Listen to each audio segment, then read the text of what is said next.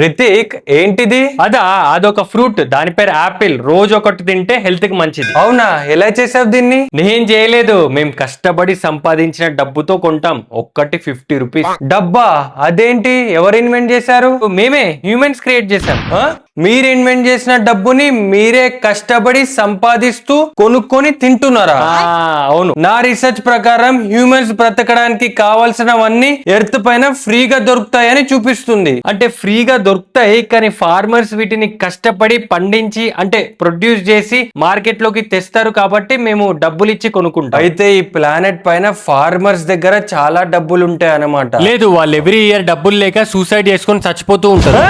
అదేంటి, ఎందుకు? అంటే నీకు తర్వాత డీటెయిల్ గా చెప్తలే. సరే గాని, మీ ప్లానెట్ రోడ్ల పైన తిరుగుతుంటే నా షిప్ మొత్తం నాశనం అయిపోతుంది. రోడ్స్ మా పొలిటికల్ లీడర్స్ చేపిస్తారు. అస్సలు బాగోలేవు రోడ్స్. అసలు ఇలాంటి వాళ్ళని లీడర్స్ గా ఎవరు సెలెక్ట్ చేసుకుంటారు? అంటే అది మేమే. అరే, మీ జాతిని